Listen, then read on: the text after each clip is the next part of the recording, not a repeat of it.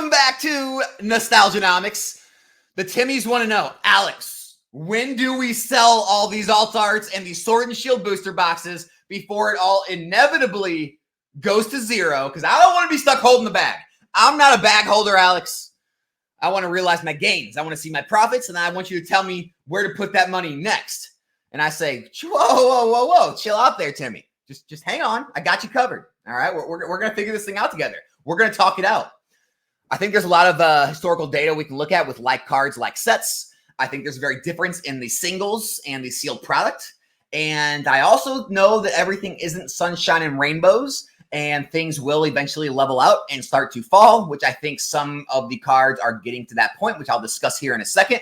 But I thought the best way to do this would be is take a snapshot of my Patreon video I made this month in the Patreon, because it does answer most of these questions. I don't do this often, but I figured, what the heck, I'll share some of this. It's a good advertisement for the Patreon. If anyone wants to join, I do a monthly market analysis. We have monthly live streams. We have Discord and Discord calls and other benefits as well. If it makes sense for you, that link's in the description below. But this will kind of answer a lot of the questions swirling around about this market, how to navigate it going forward. Before we get into that, I have had a lot of people reaching out to me about, Alex, where do I sell all these slabs I got? I want to sell them. I don't have time to list them all myself. I got you covered. Have you not been watching the videos? Arizona TCG. Guys, they are the most reasonable consignment service in the industry by far. Okay. PSA, BGS, CGC slabs. All right. Anything from $0 to $100. It's 13.5% plus a $5 shipping fee. You know what eBay charges? 13.25%. Plus you got to ship it. Plus you got to pay for your own shipping materials. So you're basically going to be a wash, if not come out better there. And then $101 to $2,500. Arizona TCG is not even charging the shipping fee, just 13.5%, meaning you're actually going to make more selling with Arizona TCG than selling it yourself. And they do all the work for you. You ship everything to them. They sell it all. They send you a check. Pretty easy. So if that sounds like something you want to take advantage of, I'll leave the link in the description comment section below. Arizona TCG will take care of all the selling for you. All right. Whoa, what happened? Team Up. Team Up, guys. We're going to look back at Team Up because this had some of the most meteoric rise we've ever seen in a set in recent times. All right. I want you to pay attention to a few key details here, which will really help you navigate the Sword and Shield market. All right. First off, let me get this back in place here. All right. So if you want to look back here, right, you really can't see any major downturns over the past few years, right? You see a major upturn here, and then it just kind of has a trading range where it kind of is up and down, normal ebbs and flows, and it just slowly rises over time as we see with sealed product, right? Well, let's look at the singles. We have the Latias Latios. It spiked up to 830 raw, dropped all the way down to 720, so about a 15% loss. The Gengar Mimikyu spiked up to 350, dropped all the way down to 250, about a almost 30% loss, not quite 30%. Magikarp Wailord, right? Spiked up to 290s, dropped all the way down to the 240s, about a 20% loss. Okay? Here's one thing I want you to realize here. If you pay attention, this is August. This is March of 24. Okay? This is July, and this is March. This is August, and this is February, March. Can you pick out where August and February and March are on this chart? Nah, you can't. So August is right here, and here's February, March. Do you see how there's no major downturns? Do you see how the box continued to rise in price no matter what all the biggest hit singles in the set were doing? Keep that in mind. I'm going to show you some more examples. All right, this isn't like a one-off scenario. Unbroken Bonds booster box. Same scenario. Up and away. Has some ebbs and flows. Is having a short downturn now. Nothing crazy. Just how booster boxes move over time. Slow and steady. However, the Gardevoir Sylveon would have had you thinking the market was crashing, right? August to March, it dropped from 240 to 170s, right? The Greninja Zoroark, in December, it was almost $100, and it dropped all the way down to low 90s, only about a 10% drop. Ooh, the Greens Exploration, the waifu card, was a $97 card. Now it's down to $85. again, same kind of time frames, October, November. Now we're in March and April, all the way to their lows. This was like December to March, and this card was, August to March, right? Again, here's August right here, right? 535. Here's March, 583. No downturns whatsoever, and it actually continued to rise, right? And we could do this for every single set, right? Unified Mind, same thing. Had ebbs and flows, still continue to rise over time, while the Misty was dropping and rebounding, while the Rainbow Rare Mewtwo Mew saw drops from 190 to 140, while the Raichu saw drops from the 190 all the way to 117. That's the biggest one yet. That's like 40%, guys. 40% drop. So while all that turmoil was going on, the box remained steady and continued to grow. And last but not least, we have Cosmic Eclipse. Same thing, steady, continued to grow. It has a trading range now. It's kind of up and down in that range. But the whole time we're seeing the Cosmic Eclipse cards get crushed, right? 225 to 165 on this Arceus Dialga Palkia card. We got the Lily, falling from 180 down to 150. We've got the Cynthia and Caitlyn falling from the 150s down to the 120s, and so on. Okay? And again, when all this is happening, same type of time frames, from the whole like August to the March, you can't even tell it happening here, right? Here's August right here. It was 857. Here's March right here, 850, right? No change, no change. And so this is what you have to understand when we go to Sword and Shield, okay? These single prices, no matter what happens with the alt arts, they are not going to affect the booster boxes the way people think. The booster box, if you're thinking of anything, if you're worried about the stability of this market, my advice is always sell the cards, keep the seal. Sell the cards, keep the sealed. The sealed product is continuously in less supply. It's not getting printed anymore. It's selling out of Pokemon Center. More and more of it's getting opened. More and more is disappearing from the market into people's permanent collections. And the more scarce the market is, and the more people are view it as scarcity and that it's worth more, the more it's going to continue to rise and rise and rise. And we've seen this time and time again in every single era. It's nothing new. Okay. Here's the other thing I want you to take from this, okay? Stick with me. That's not a very good example. This card stayed pretty strong. Well, this is a good example, right? Take like the Moonbreon. This is like the top, alt art from the Sun and Moon generation. Look at this. It had some of the lowest percentage drops, and it's actually rebounding better than a lot of the other cards, which we could see the same thing with Moonbreon, even if it does take a dip. But here's what I want to get at. Let's take this Gengar card. July 3rd, okay, it was 349.22, okay? This is when the market started to crash, right? It took over 3 months, right, till the mid to end of October to fall 5%. 5%. Guys, moves in this market do not happen quickly. You got time. All right. You don't need to panic sell. You don't need to have, be all in crazy rush. Oh my God, I gotta dump these things. They're going to zero. Nothing went to zero. Okay. Now it took another 3-4 months, 5 months even, to actually hit its bottom, which was 260 from a high of 350, which was, like I said, somewhere around the high 20% mark. So it took 8 months for a card to lose 20+% of its value after a huge run, okay? So when you're looking at these alt arts, don't think you're in some kind of gigantic rush. These things are going to fall off a cliff immediately. It doesn't happen. That's just the rhetoric pushed around by YouTubers trying to create drama, trying to get clicks, right? Markets move slow. All right, let's look at Evolving Skies. Evolving Skies. The box has noticeably stopped its meteoric rise we've seen, and it has started to stabilize, right? We're seeing sales trying to consolidate in that $700 range. Could we see a drop in Evolving Skies? Sure, you could always see drops, right? Could we see a crash? Absolutely not. I'll put my name on it. I don't think we'll ever see a crash in any of these Sword and Shield booster boxes again. What we could see is it trade in a range for a little while. It could trade in like the $625, $650 to $700 range for a while. And the reason this happens is because anyone holding, maybe since the beginning or maybe since it was in the 300-400s, has had a leg up. And a lot of people who have paper hands or just want to, realize quick gains and move their money somewhere else, they're selling right now. Okay. The good part is the market is staying relatively low supply, meaning it's getting bought at the same rate it's being sold. This is a good thing.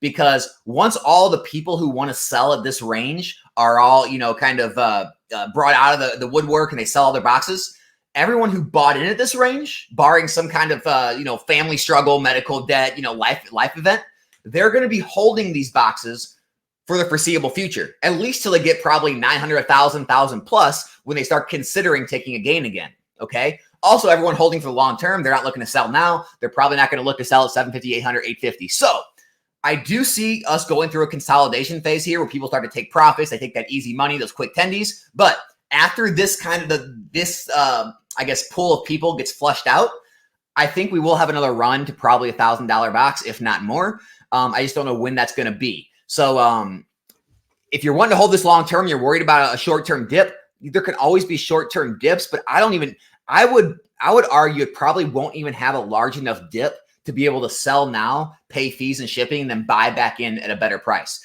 There's a good chance that there might be a better price to buy, but there might not really be a buy, sell play there at this point. And so that's how I feel about the Evolving Skies. Now, the Moonbryon.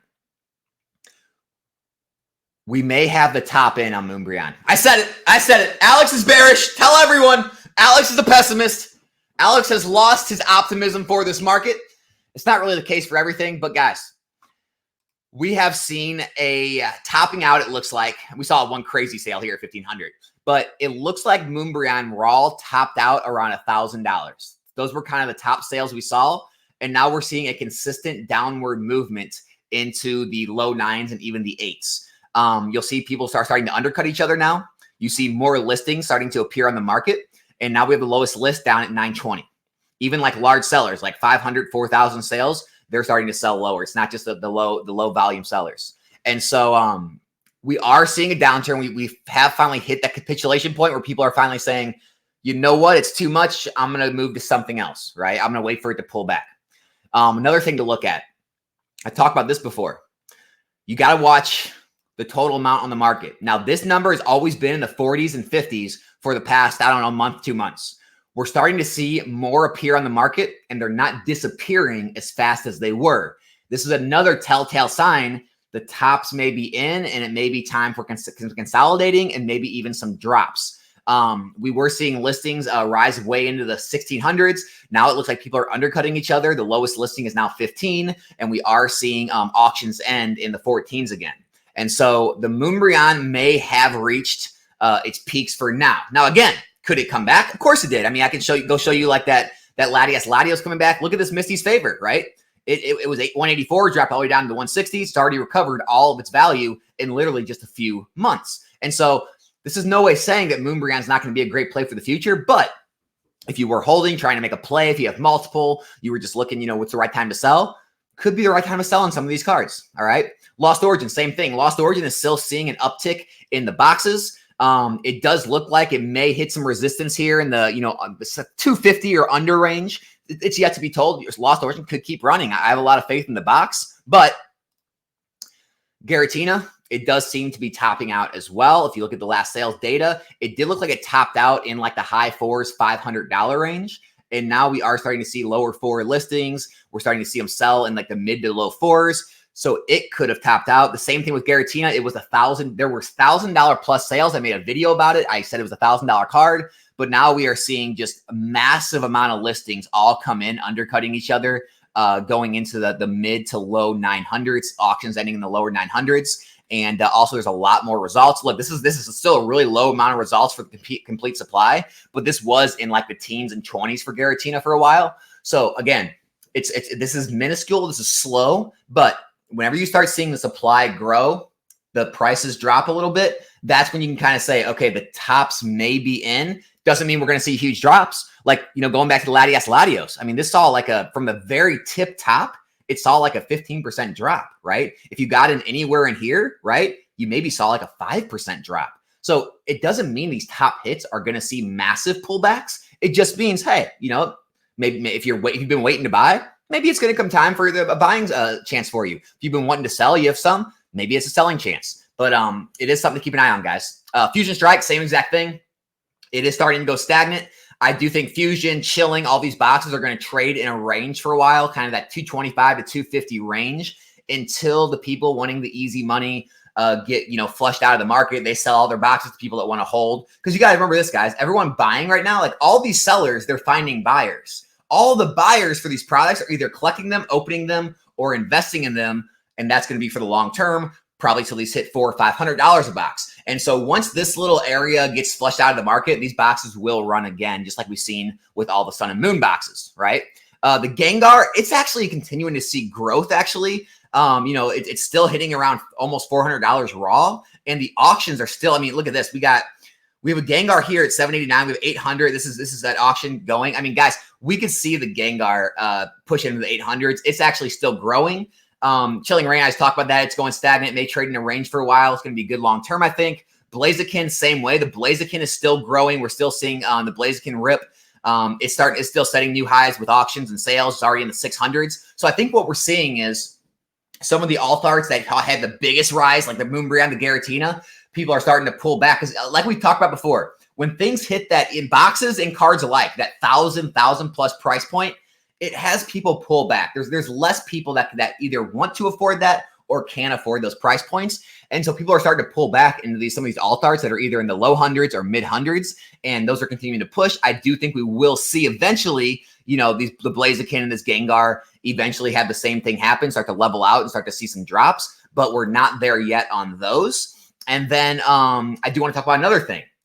We are starting to see another thing that's kind of telltale sign the money's moving is the trainer galleries. Money is very clearly moving away from some of these alt arts because they've been pumped so much, and they're moving into other plays like the trainer galleries. We've seen this Umbreon VMAX from Brilliant Stars pump like 150%. It's having a bit of a pullback now. We've seen the Garchomp from Astral Radiance Trainer Gallery. It pumped from $20 all the way up to $50, 150% gain. We've seen this Blaziken VMAX. Literally just today I saw this. I was shared it, but it was like an $8, $9, $10, $11 card. Lowest listings now is $40, right? We're seeing sales $26, $19. So all the trainer gallery cards are starting to get pumped now. So that's another telltale sign the money is moving other places in the market. We're seeing, obviously, it move back to some Sun and Moons. Like I talked about, we're seeing some of the money move back and start to re-enter some of these Sun and Moon alt arts. And also, where's that Misty at? Some of these waifus from Sun and Moon. So we're seeing money move there. We're seeing money move to Scarlet and Violet. We're seeing a lot of the Scarlet and Violet boxes and cards uptick right now. And so we knew this time was coming. The money is definitely starting to spread out again and starting to move about other places in the market. And so, I've been talking about it a while. I said the alt art's going to continue to move, and there will be a point when they start to level out, and then they will give some back. I think we're reaching the time where some of the alt arts will start to give some money back. Now, does this mean I'm dumping every alt art I own? No, I'm not. I've seen a lot of cards. I could name a whole slew of cards in XY, a whole slew of cards in Sun and Moon that all saw 10, 20, 30% decreases and then rebounded in the coming months and then actually set new highs, which the alt arts, the most popular era, they're the most popular cards. I do think even if they do have a pullback, whatever it may be, I still believe in them for the long term, the next 2, 3, 4, 5 years, because I think they're always going to want to be collected like a lot of the Sun and Moon and XY cards are still wanted to be collected. Now, it could be like every other generation, though. A lot of the lower end ones could actually find, trading ranges and just kind of sit in that trading range for the time for, long periods of time, where that's still good for collectors as long as you're not losing money. If you're not gaining money, at least you get to own something and not lose. But I do think a lot of the major hits, like the top hits or the top 1, 2, 3 hits in the sets, I do believe in a lot of those long term. So there will be some that I'm selling during this period, and there will be some that I'm holding. As far as the booster boxes, I've been very clear. I'm not letting a single Sword and Shield booster box go. Not a single one. You're not going to see Alex selling into Sword and Shield booster boxes. I've seen enough data on XY. I've seen enough data on Sun and Moon. The singles market can do whatever kind of crazy moves at once. The booster box market remains stable year after year after year. It might not have the crazy gains we've seen, but I've never been after those kind of crazy gains, right? We've consistently seen these boxes gain more percentage than other traditional investments have in the same period of time.